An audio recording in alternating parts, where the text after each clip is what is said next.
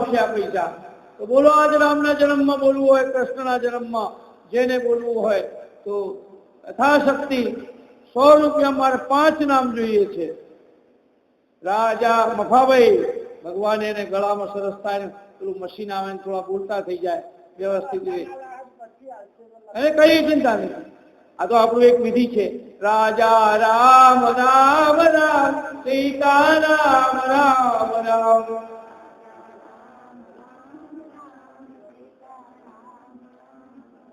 રાજા રામ રામ રામ, સીતા રામ રામ રામ.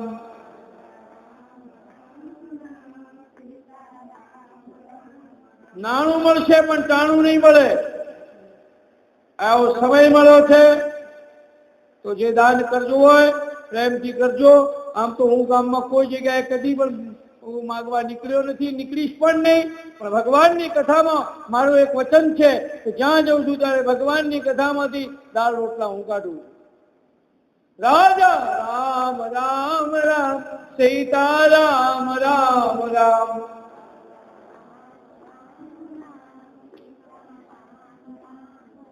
રાજા રામ રામ રામ, સીતા રામ રામ રામ. 101 રૂપિયા વહેલાભાઈ ગાયત્રી વાળા તરફથી ધન્યવાદ છે. ભગવાન એમને ખૂબ આપે અને પ્રેમથી. શું નામ આપનું? ફુલાભાઈ. ફુલાભાઈ રણછોડભાઈ ધરેલો 201 રૂપિયા ધન્યવાદ છે. ભગવાન એમને ખૂબ આપે. ભગવાન રામજીની કૃપા એમના પરિવાર ઉપર રહે. રાજા રામ રામ રામ, સીતા રામ રામ રામ. હા, સોમાભાઈ જુનાવાળા એના તરફથી 101 રૂપિયા ધન્યવાદ છે. સોમાભાઈ બહેનો બેન પૂછવાનું બાકી ઘેર પૂછવું પડે. બહેનો બોલી છે. હા બહેનો. ઊંચાભાઈ અંબાલાલ તરફથી 100 રૂપિયા ભગવાન રામના જન્મમાં આવે છે. રાજા રામ રામ રામ, સીતા રામ રામ રામ.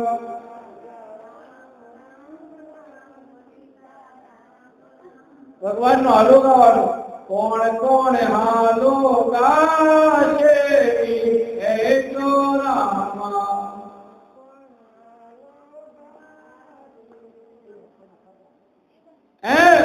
પુરાણ બેનો હાલો ગાશે વીર હે તો રામા. હીરનો માદેલ હીચ કો વીર હે તો રામા. એવો ઈચ્છો બાજો છે ભગવાનને. રાજા રામ રામ રામ, સીતા રામ રામ રામ. જુઓ અમારો આશ્રમ, આપણો આશ્રમ, મારો નહીં હો, આપણો આશ્રમ કહું છું. આપણો આશ્રમ રોડ ઉપર છે. માનો કે 10 માણસો રાતે આયા કોઈ સાધુ જેવા અને કે અમે ભૂખ્યા છીએ તો હું રાતે કઈ લેવા અહીં આવીશું. તો એ ટાઈમે કઈ અન્ન જળ છે તો ભાઈ બધા બનાવો, ચલો બધા ભેગા મળીને બનાવી રોટલા ખાઈએ. એ વખતે જમાડવા પણ પડે. તો આ બધું હશે, દાન હશે તો કામમાં આવશે. રાજા રામ રામ રામ, સીતા રામ રામ રામ.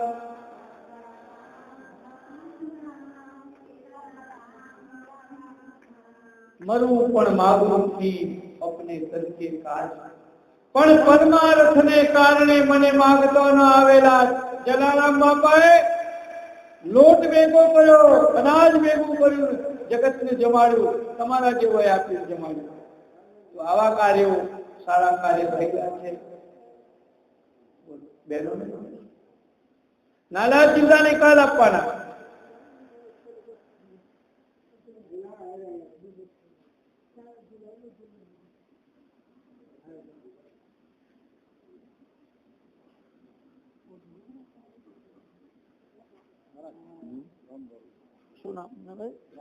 રામ ભરોસે તમે જોઈ ચુક્યો.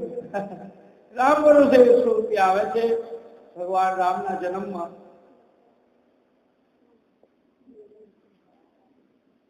રાજા રામ રામ રામ, સીતા રામ રામ રામ.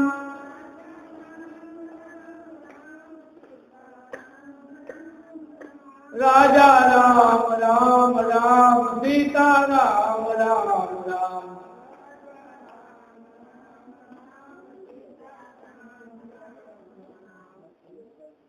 ચારે ભાઈઓના નામ સંસ્કારો થયા છે. જે આરામમાં આપે એનું નામ રામ.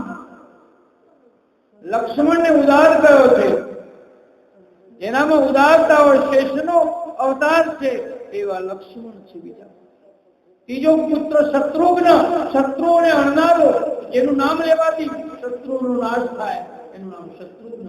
અને ભરતજી વિષ્ણુનો અવતાર છે, તેનું નામ લેવાથી ભરણ પોષણ થાય. એવા ચારે ભાઈઓના નામકરણ સંસ્કાર વશિષ્ઠ ઋષિએ કર્યા છે. કોનું નામ બોલ્યા? એટલે ઘડી પાણી વાણી પી લો એટલે થોડું इंटरवल हो जाए, छोटा सा ब्रेक. हाँ, टीवी में छोटा सा ब्रेक हो जाए, यहाँ भी छोटा सा ब्रेक.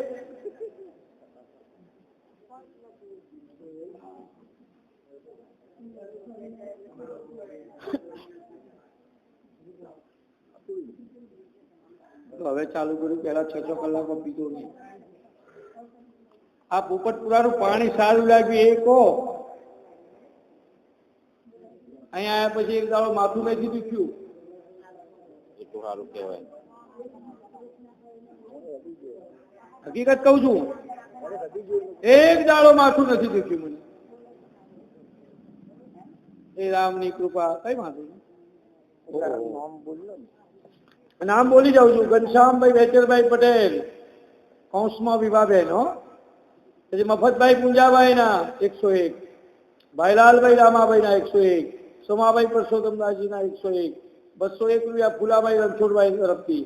પછી પુંજાભાઈ અંબાલાલ તરફથી 101, જયંતિભાઈ હરમાનભાઈ તરફથી 101, મફતભાઈ બેચરભાઈ તરફથી 101, બાબુભાઈ મોહનભાઈ તરફથી 101, જલાબેન મણિભાઈ તરફથી 101, મંગળભાઈ છોટાભાઈ તરફથી 101, અશ્વિનભાઈ મફતભાઈ તરફથી 101, 101 રૂપિયા દિનેશભાઈ મંગળભાઈ તરફથી, 101 રૂપિયા સંજયભાઈ શંકરભાઈ તરફથી, 101 રૂપિયા નિલેશભાઈ કાંતિભાઈ તરફથી, અને 51 રૂપિયા મંજુલાબેન ઈશ્વરભાઈ પટેલ તરફથી. ધન્યવાદ છે. 101 મફતભાઈ પ્રભુભાઈ, 101 રૂપિયા મફતભાઈ પ્રભુભાઈ તરફથી. ના 101 રામ ભરોસાને લખી દે. અને રાવજીભાઈ સકરાભાઈ 100 લખી દો. 101 રૂપિયા રાવજીભાઈ સકરાભાઈ તરફથી, જે આપણે જમવા ગયા હતા એ જ ને. અને ખેતર જે આપ્યું છે દાનમાં આશ્રમ ને, એ અહીંના ભાણેજ થાય છે, મુંદેલ ગામના વતની છે. શું અને આ રીતે અમારા પરિચયમાં આજે એમને ત્યાં અમારું જમવાનું હતું. તો બધા નામ તો હવે યાદ નહીં જશે મને, ગામમાં હું ઓળખતો થઈ જઈશ. સેવા ચાલુ કરી દેજો. આજ તો પેલા ઘનશ્યામભાઈ વિભાબેન આવ્યા છે, બધું સાફ ધૂપ વાળી જોડી કમ્પ્લીટ કરીએ. મહારાજ અમે તમારા જેવા થોડો વાસણ ઘસવાના. શાંતાબેન, બધા ઉર્ધનભાઈ નું પરિવાર, એ બધા જળાબા, બધા સેવા જયારે ચાદર વિધિ હતી 2 દાડા તો સતત એ લોકોએ આશ્રમની સેવા આપી છે.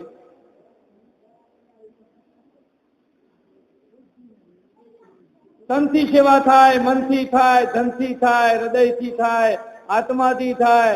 સેવા કરવી છે એને કોઈ ના પાડે છે. આ ચારે ભાઈઓ મોટા થતા જાય છે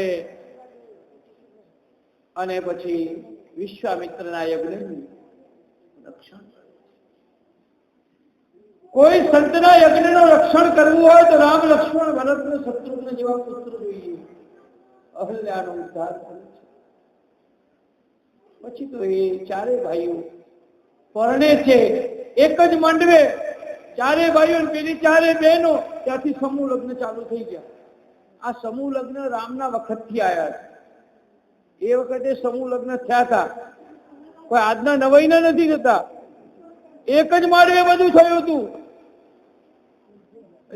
કેટલી સુધારો છે એ જમાનામાં. જુદા જુદા માડવા કરતા એમનો શું વાતો હતો. 101 રૂપિયા બાબુભાઈ અંબાલાલ તરફથી. દરવાજા આ ગામ તો ઉદાસ છે પૈસા, કેવું પડશે. અને પરમ દિવસે આપણે રૂક્ષ્મણીના વિવાહ રાખવાના છે. એ દાડે હું સાડીઓ માંગીશ, કારણ કે બીજા ગામની સાડીઓ અહીંયા મેં વેચવાની કોશિશ કરી છે. એટલે આ ગામની સાડી બીજા ગામમાં જાય. અને એ કામ હું કરું છું જ. તમે જાણો છો જે બધું. તો એ પરમ દિવસે આવતીકાલે ગોવર્ધન એની પૂજા છે, પણ એ આપણે સાદાઈથી કરશું.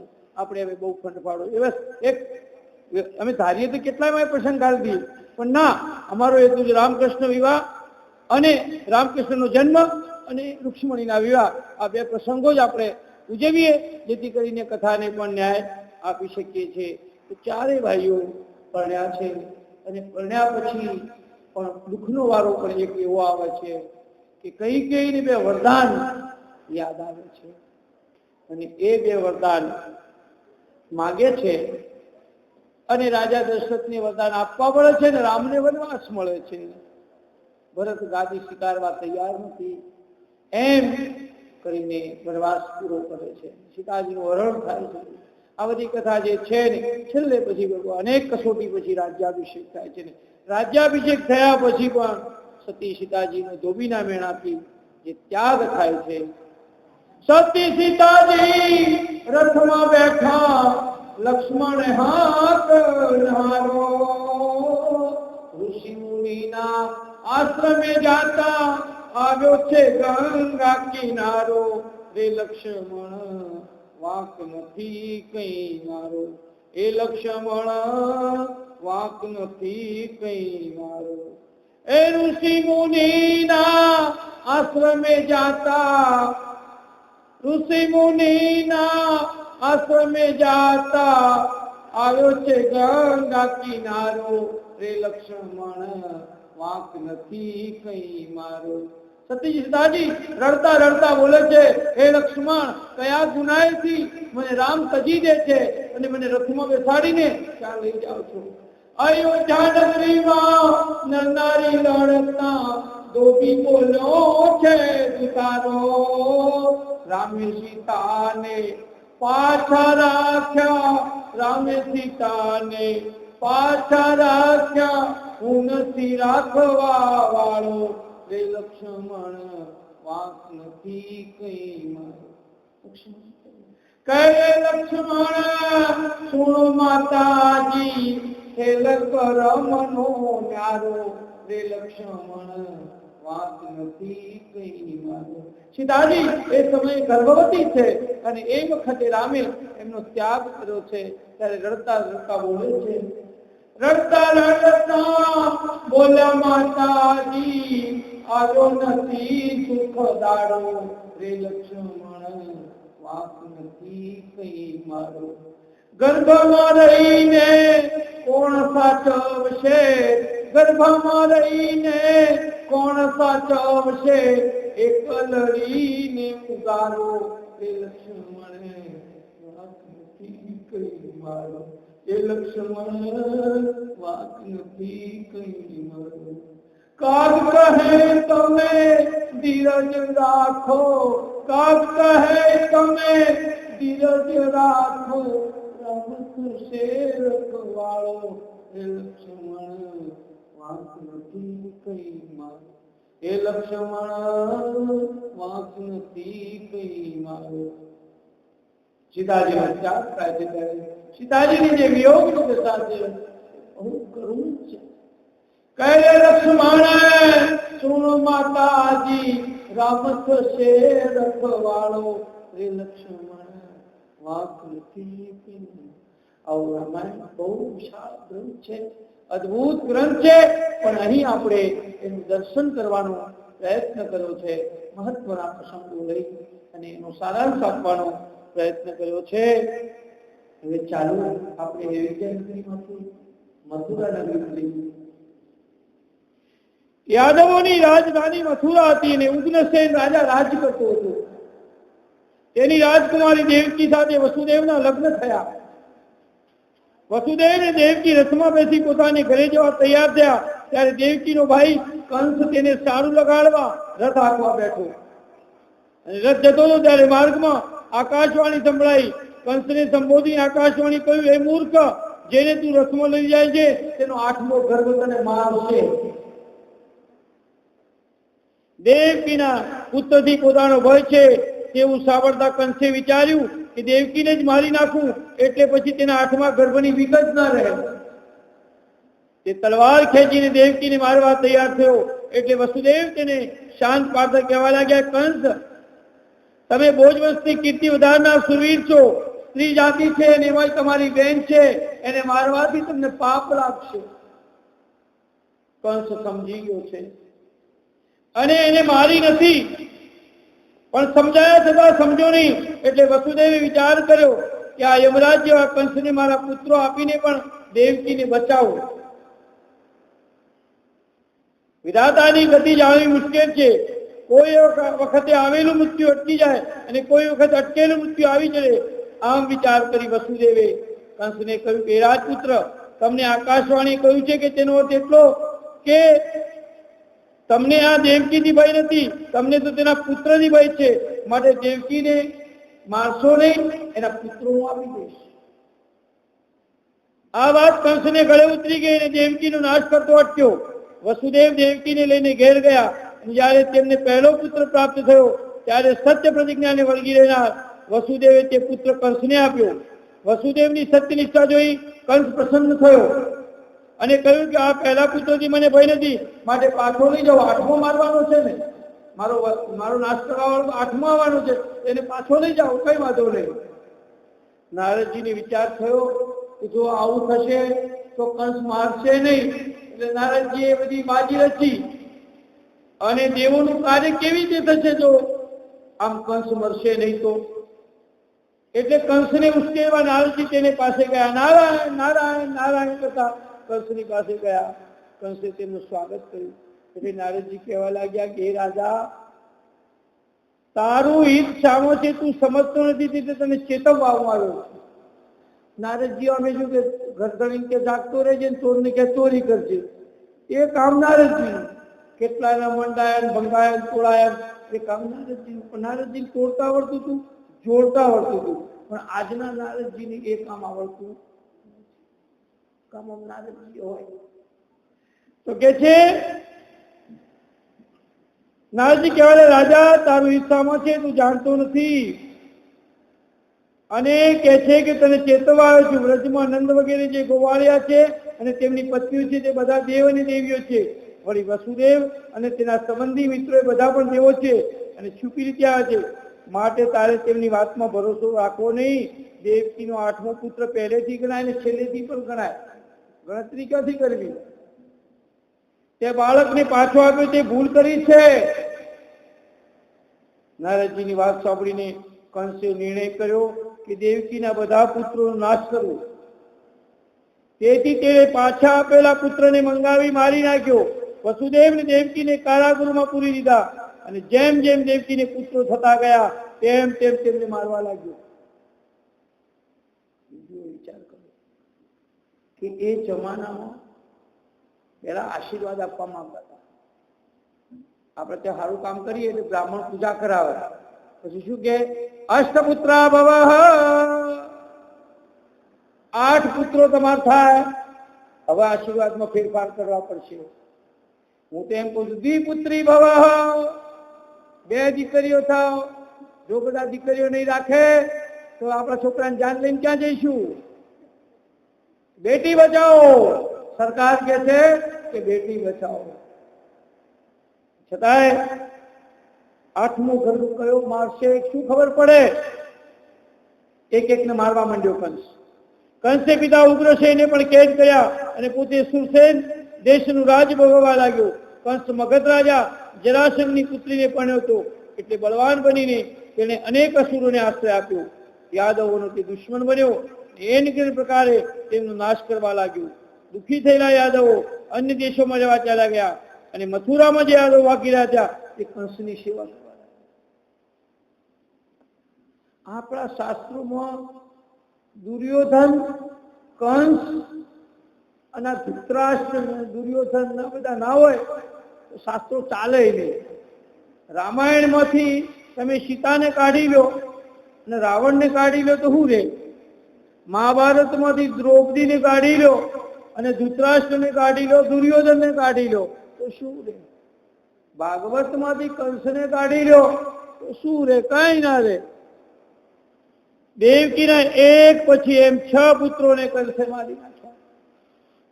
પછી જયારે દેવકીને 7મો ગર્ભ રહ્યો ત્યારે શ્રી ભગવાને યોગ માયાને આજ્ઞા કરી કે હે દેવી, દેવકીના ઉદરમાં શેષ ભગવાન રૂપે મારો અંશ રહેલો છે, તેને ત્યાંથી કાઢીને વસુદેવની બીજી પત્ની રોહિણીના ઉદરમાં મૂક. રોહિણી તે વખતે વ્રજમાં નંદના આશ્રય રહેતી હતી.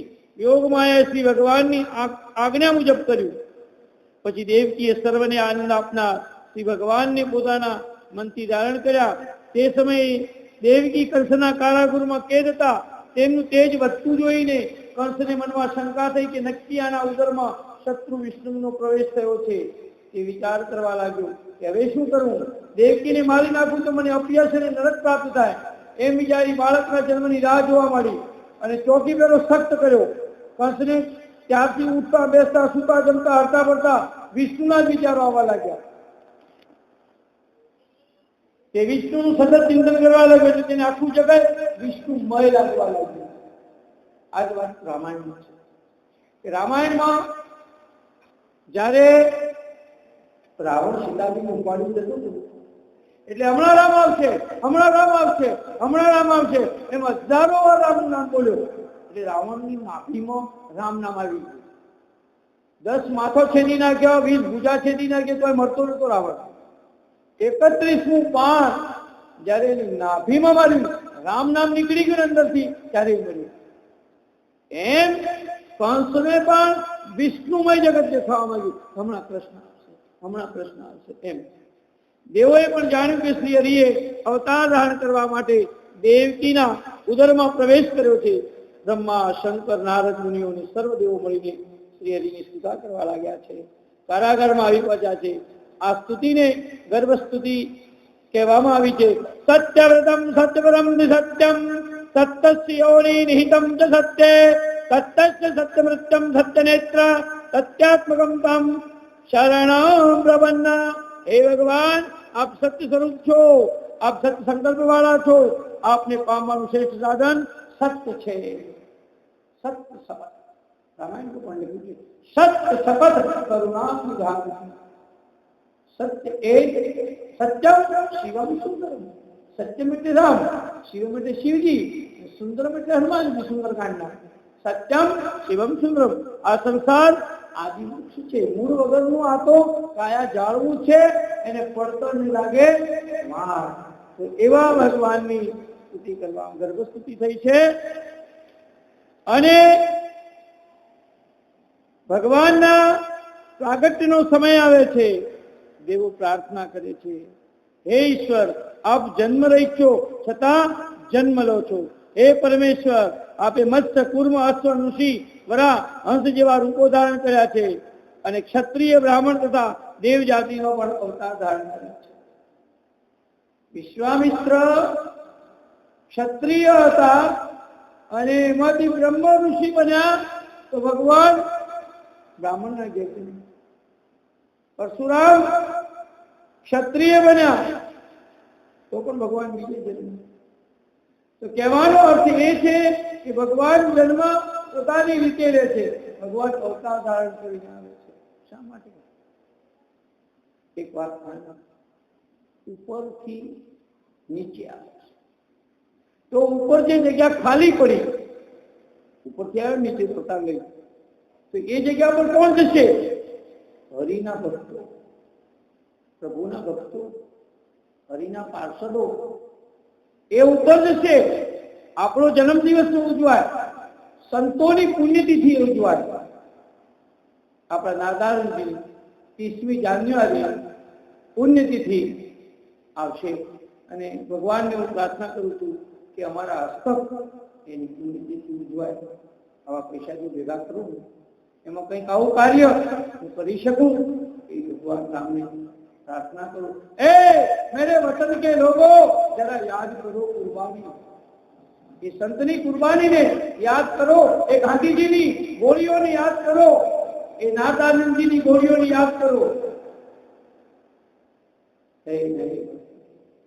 भारत भूमि पर जन्म धरी ने अन्न ने पानी ना पेट भरी ने खाधा न फळो मीठा ने रस धार એનો બદલો તમે વાળો બનીને રણવીરો એ રંગીલા રણવીરો માવડી માગે છે બલિદાન આજ તિલક ટાગોર નથી ને ગાંધીજી સરદાર નથી ને કે નથી જવાહરલાલ એથી ના ગભરાવો જરા ના ડર ખાવો કે રંગી રણવીરો માવડી માગે છે બલિદાન માં ભૌમકાર કળા રણજીર થઈ વીરવંકરા સાવજ બનીને સાચવે સરહદ વળી વીરવંકરા દુશ્મન થકી ડરતા નથી વાત સાંભળી ત્યારે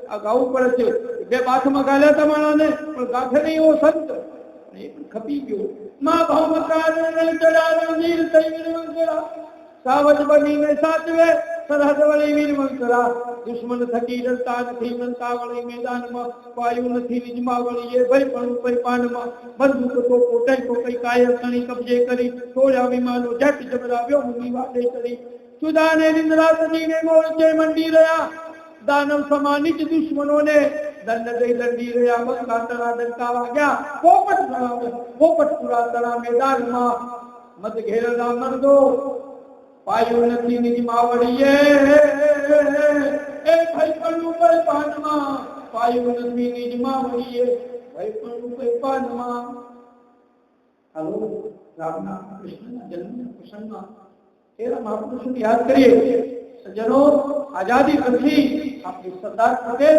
પેદા ન કરી શક્યા કરમસદનું આ સરદાર પટેલ ચલો તો સરદાર પટેલ જો આજે જીવતો હોત તો આ દેશની આ દશાનો હોત આઝાદી પછી આપણે પૂરી